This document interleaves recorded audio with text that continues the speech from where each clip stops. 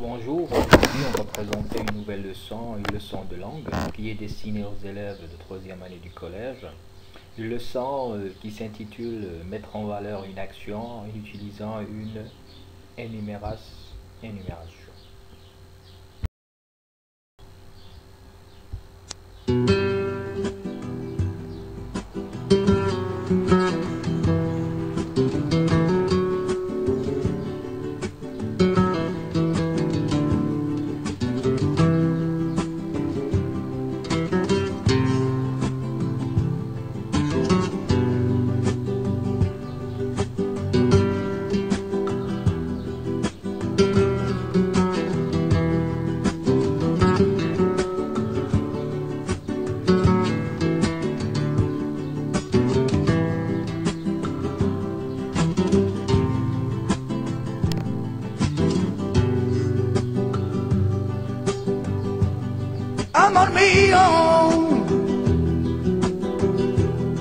amor mío, por favor, tú no te vas. Yo contaré a las horas, ven allá. Amor mío, por favor, tú no te vas. Yo contaré a las horas, queda ya. Vuelve, no volveré, no volveré, no volveré, no quereré.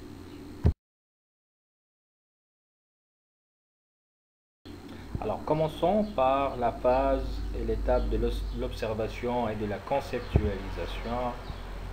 Alors, observons un peu ces exemples que nous avons. Premièrement, je n'ai plus que les os, un squelette je semble, décharné, dénervé, dépoulpé. Ronsard, je n'ai plus que les os. Deuxièmement, deuxième phrase, le lait tombe, adieu veau, vache, cochon, couvé. Donc c'est une phrase qui est tirée d'une fable de La Fontaine, qui a pour titre La laitière et le pot au lait. Troisièmement, ce n'est pas seulement par plaisanterie que Paris a été nommé un enfer. Tenez ce mot pour vrai. Là, tout fume, tout brûle, tout brille, tout bouillonne, tout flambe, tout s'évapore, s'éteint, se rallume, étincelle, pétille et se consume. Une phrase de Balzac, extraite de l'œuvre La fille aux yeux d'or. Dernier exemple, un gros meuble à tiroir encombré de bilans, de vers, de billets doux, de procès, de romances. Spleen.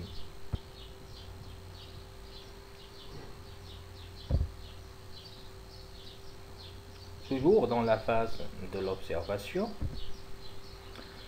l'exemple numéro 1, la phrase numéro 1, je n'ai plus que les os, un squelette, je semble décharné, dénervé, démusclé, dépoulpé. Donc on a dit c'est une phrase de Ronsard, c'est un écrivain français du XVIe siècle, Pierre de Ronsard. Dans quel état se trouve le locuteur dans cette phrase? La réponse, il est devenu maigre, squelettique. Il le dit, je n'ai plus que les os, je suis devenu comme un squelette. Quels sont les mots employés pour décrire son état, cet état squelettique?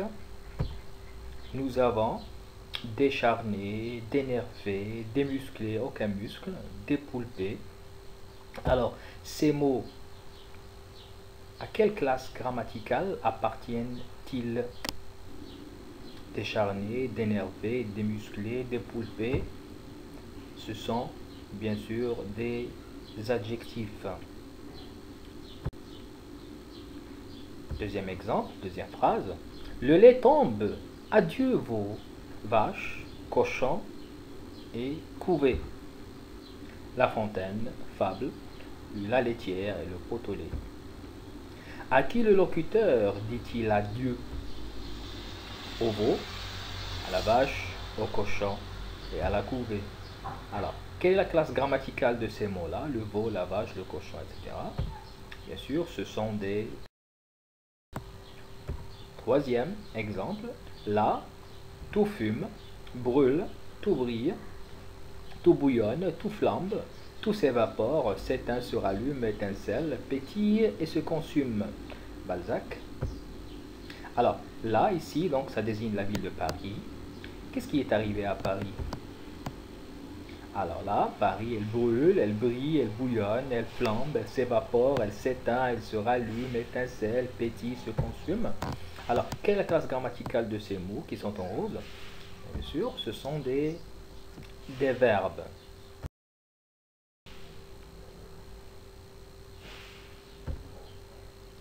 Une seule phrase peut contenir, d'après ce qu'on a vu, plusieurs propositions et plusieurs actions, à l'instar de la dernière phrase qu'on a vue. Je n'ai plus que les os, un squelette, je semble décharné, d'énervé, démusclé, dépoulpé. Relevez le verbe employé pour rendre compte un peu de l'état du personnage dans cette phrase. Je n'ai plus que les os, un squelette, je semble décharné, d'énervé, démusclé, dépoulpé. Relevez le verbe employé ici, c'est le verbe sembler. Je n'ai plus que les os, un squelette, je semble. D'accord, c'est un verbe d'état ici. D'accord.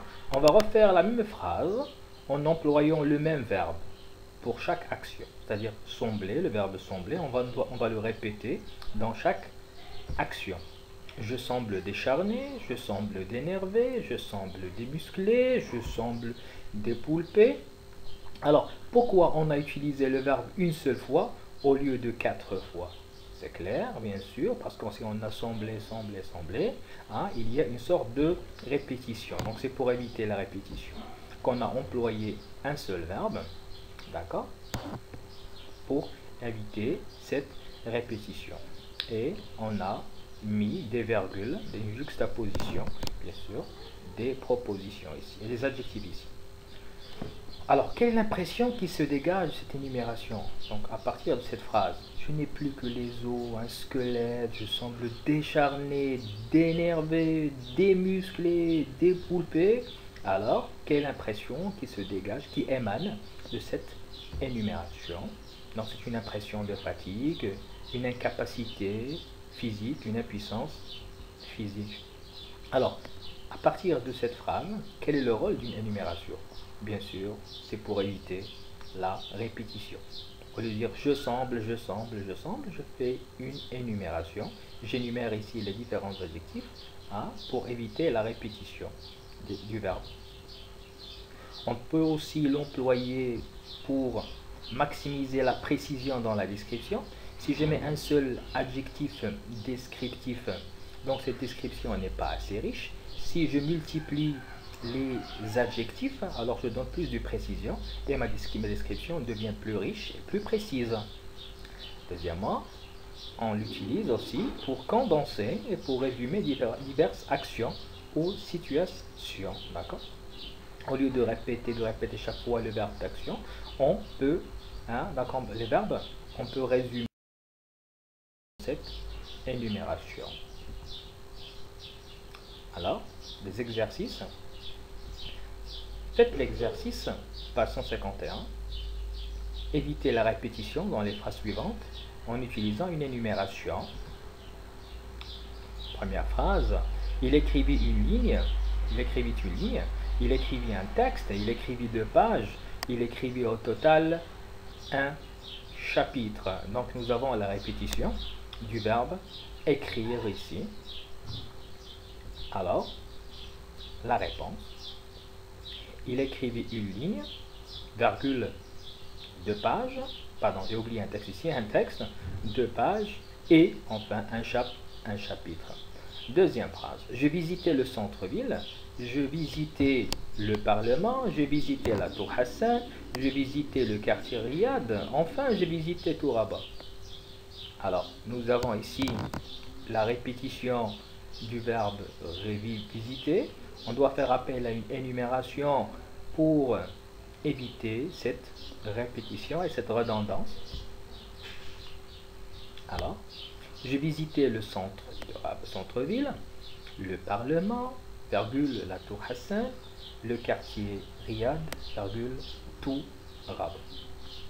Il cueillit une pomme, il la lava, il éplucha la pomme, enfin il mangea la pomme. Donc ici, comme je l'ai souligné en jaune, nous avons les répétitions du terme pomme. Alors, ce sera il cueillit une pomme, la lava, l'éplucha et enfin, dernière action, et écrit les énumérations en utilisant tous les mots de la liste. Exemple, je, manger, cerise, fraise, framboise, groseille. Alors, je mange des cerises, virgule, des fraises, virgule, des framboises et des groseilles. Léo jouait tennis, football, handball. Léo joue au tennis, au football et handball. Lucie parlait anglais, italien, allemand. Lucie parle anglais, italien et allemand. Les élèves, le verbe apprendre, mathématiques, histoire, géographie et sciences. Alors, les élèves apprennent les mathématiques, virgule, l'histoire, virgule, la géographie et les sciences. Nous, donc ici on a des actions, aimer, rire, jouer, voyager. Nous aimons rire, jouer et voyager. Tu aimes, ici on a des noms, tu aimes, le verbe aimer, sport, nature et amis, ce sont des noms, sport, nature et amis. Tu aimes le sport, virgule, la nature et les amis. Alors, la règle, l'énumération, donc c'est une figure de style. L'énumération consiste à rassembler une suite de mots ou de propositions qui sont de même nature, c'est-à-dire qu'ils appartiennent à la même classe grammaticale. Des noms, des adjectifs, des adverbes, des verbes, etc., qui ont donc bien sûr la même fonction. Généralement, ils sont séparés par une virgule. Ces éléments-là, bien sûr, les éléments énumérés, ils vont créer une sorte de liste. Exemple, dans mon jardin, il y a des fraises, des pommes, des cerises, des bananes, des poires et des pêches. Alors, en guise de réinvestissement, je vous prie de faire l'exercice page 152 et merci de votre attention. Merci beaucoup et au revoir.